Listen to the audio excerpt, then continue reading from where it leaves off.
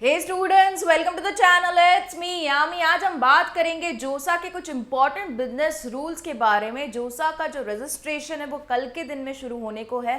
3 जून आज एक्सपेक्टेड है कि जी एडवांस का रिजल्ट आएगा एंड ऑलरेडी जब वीडियो पब्लिक होगा तब ऑलरेडी आ भी चुका होगा। तो congratulations to the one who have scored really well and all the best to the ones who are getting into JoSAA with the JEE mains score. Okay, आपको अपनी डिजर्विंग कॉलेज मिली जाएगी for sure.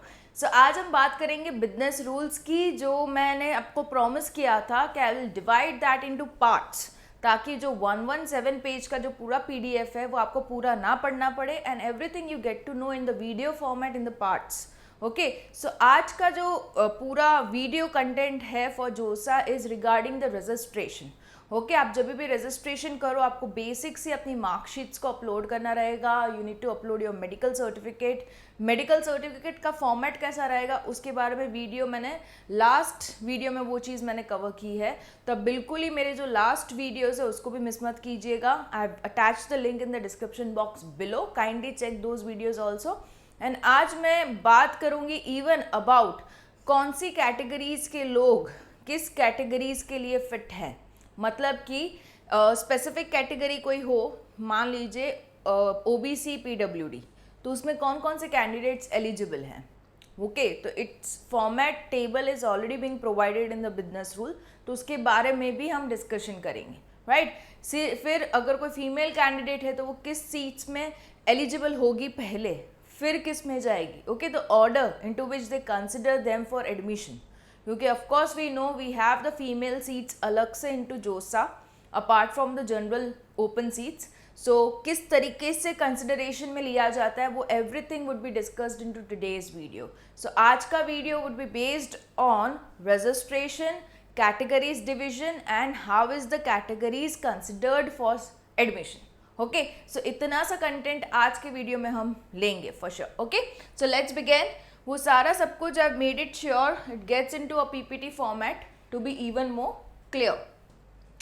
So business rules of JoSAA part 1 इसको हम consider करते हैं। Part 1 में भी हालांकि 3-4 वीडियोस बन जाएंगे, मुझे ऐसा लगता है, क्योंकि we need to go into depth of each of the rule to make it even more clear, right. So here we go. So जब भी आप ओपन कैटेगरी देखते हो किसी भी प्रोग्राम की इनटू एनी विच कॉलेज, तो उसमें कौन कौन से कैंडिडेट्स एलिजिबल है into open category. Suppose you are falling into the ST PWD category. Okay, you are into the caste of ST and you are physically handicapped PWD. तो आपको as an open candidate पहले देखा जाएगा. If you are not getting the seat for a particular program at a particular college into the open category seat, then आपकी अलग अलग categories को check किया जाएगा, बट पहले you will be considered as an open candidate. Similarly general EWS को पहले open, OBC NCL open, SC ST general PWD, ये सारी जो कैटेगरीज के स्टूडेंट्स हैं उनको पहले ओपन कैटेगरी की जो सीट्स हैं, नंबर ऑफ सीट्स, उसमें कंसिडर किया जाएगा। अगर एडमिशन नहीं मिल रहा फिर उनकी कास्ट कैटेगरी वाली सीट्स में देखा जाएगा, राइट। फिर जनरल ईडब्ल्यूएस की अगर हम बात करें तो जनरल ईडब्ल्यूएस में जनरल ईडब्ल्यूएस वाले तो एलिजिबल हैं ही, जनरल ईडब्ल्यूएस पीडब्ल्यूडी वाले भी पहले as a general EWS candidate देखे जाएंगे। ओके, फिर उनको दूसरी category of general EWS PWD में देखा जाएगा, राइट, जो कि यहाँ पे। Okay, clear. ओबीसी एनसीएल तो अगेन पीडब्ल्यूडी वालों को पहले यहीं पे देखा जाएगा as an OBC NCL candidate. अगर नहीं मिल रहा then OBC NCL PWD category. SC SC SC PWD में, एसटी में सिमिलरली, ओपन पीडब्ल्यूडी में कौन कौन आ जाएंगे, सारे एससी एसटी जनरल ओबीसी सारे पीडब्ल्यूडी कैटेगरी वाले आ जाएंगे। ओके, उन सबको पहले एज एन ओपन पीडब्ल्यूडी देखा जाएगा। वो मिल रहा है सीट, ओके, नहीं मिल रहा देन उनकी कास्ट कैटेगरी देखी जाएगी। ओके, तो ये चीज़ समझना ज़रूरी है कि जो भी जनरल के अलावा की कैटेगरीज हैं लाइक एससी एसटी ओबीसी, उनको पहले ओपन में देखा जाता है, मीन्स जनरल कैटेगरी में देखा जाता है। मिलता है तो ठीक, otherwise they will check with the category list. Okay, तो ये चीज़ है अबाउट कंसिडरेशन। साथ ही ये change of personal and other details, देखो जब भी आप रजिस्ट्रेशन करोगे ना जोसा का, अच्छी खासी विंडो दे रखी है आपको 3 जून से लेके 12 जून तक, जहाँ पे आपको रजिस्ट्रेशन करना है, अपनी पूरी डिटेल्स को डालना है। तो ये चीज़ candidate will not be allowed to change their personal details बाद में। मान लीजिए आपने अपना नाम का स्पेलिंग गलत डाला, you won't be able to change that. पापा के नाम का स्पेलिंग गलत डाला, won't be able to change. Mother's name, guardian's name, date of birth, class 12th, examination board, birth category, ये सारी चीज़ें बाद में रिवाइज नहीं होगी। एंड जब डॉक्यूमेंट वेरिफिकेशन आएगा तब इशू क्रिएट होगा, एडमिशन नहीं मिलेगा। मेक श्योर ये सारी चीज़ें आप बहुत सही से शांति से भरिए। एंड आप अपना रजिस्ट्रेशन जो है वो कल के दिन, दैट इज 3 जून को ही स्टार्ट कर दीजिए। मैं ऐसा नहीं कह रही 1 गो में फिनिश कीजिए, तो बैठ के at least start with the registration, 1-2 दिन में कंप्लीट हो जाएगा। आप एकदम एंड मोमेंट पे रजिस्ट्रेशन लोगे, there are chances of committing mistake. Okay, तो जल्दी से स्टार्ट करना। However candidates can change their nationality, year as well as the status of passing 12th and gender data. Okay, ये इसलिए है क्योंकि काफ़ी लोग रीवैल्यूएशन करवाते हैं स्कोरिंग का 12th का, तो वो विंडो उन्होंने ओपन रखी है कि अगर 12th का कुछ रिजल्ट में चेंजेस हैं तो वो आप बाद में कर सकते हो।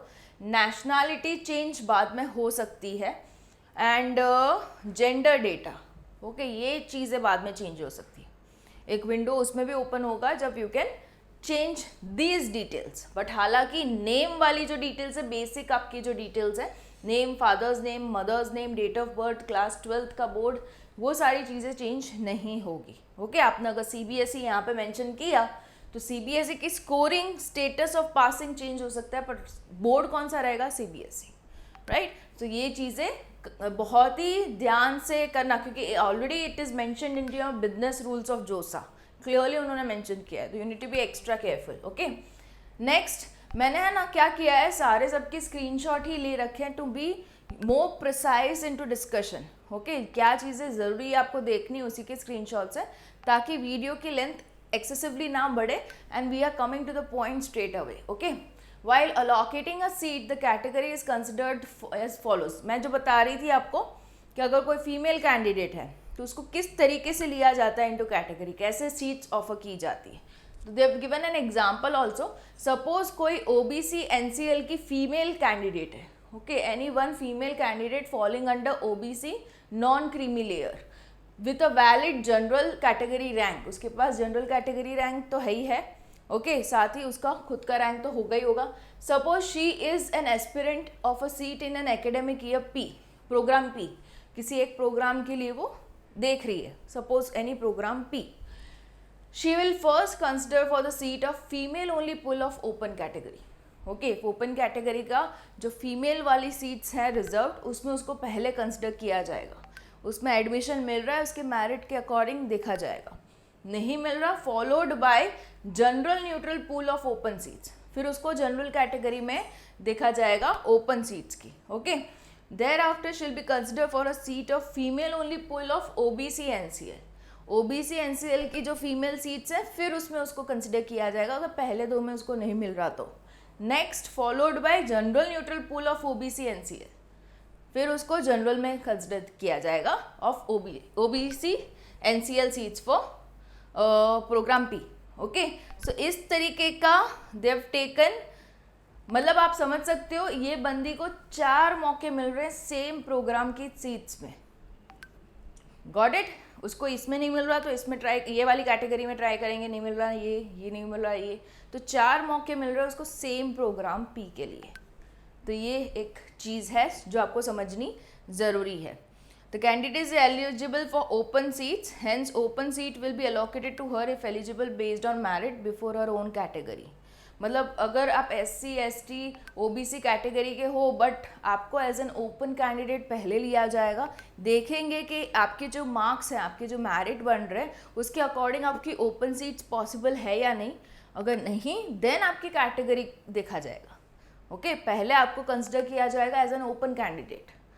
तो ये चीज़ फ़ायदे वाली है for the one who are falling under SC ST OBC category, उनको दोनों सीट्स के बेनिफिट मिल रहे हैं, राइट। फिर एक और है for seat allocation candidate must register on जोसा पोर्टल, फिल द चॉइसेस। देखो ये विंडो दी गई है 3 जून से लेके 12 जून तक। एंड इसके साथ ही साथ they have given an option of uploading documents also registration के वक्त ही, जो आपको एक्चुअली वेरिफिकेशन के वक्त चाहिए, बट आपके पास ऑप्शन है कि आप अभी अपलोड कर दो, तो ये ऑप्शन आप ले सकते हो। देखो, during this period option will be provided to candidates pre uploading the necessary documents if available at the time of JoSAA registration as well. This provision of upload is optional. हो सकता है किसी की मार्कशीट ओरिजिनल अभी तक ना आई हो 12th की, ये सारी चीज़ें हैं तो आप नहीं कर पाओगे, पर अगर सारे डॉक्यूमेंट्स आपके पास रेडी हैं तो you can go ahead uploading, ताकि एंड मोमेंट रश ना हो। जैसे वो प्री पेमेंट वाला जो ऑप्शन आ गया है, तो प्री अपलोडिंग ऑफ डॉक्यूमेंट्स भी आ गया है। ओके, 2 मॉक सीट अलॉटमेंट्स होगा and 9 day window will not be extended request. Okay, mock allocations 2 हो रहे हैं, उसके बाद फाइनल राउंड स्टार्ट हो रहे हैं। And candidates are advise to visit the institute website. हाँ, ये चीज़ भी इन्होंने क्लियरली मेंशन की है, आप जब भी जो चॉइस फिलिंग करो ना, तो उसमें मेक श्योर कीजिएगा कि रिस्पेक्टिव जो NITs हैं, IITs है, जो आपकी चॉइस फिलिंग की लिस्ट में आ रही है, उसकी फ़ीस स्ट्रक्चर क्या है, उसकी वेबसाइट पे जाके आप एक बार देख लो।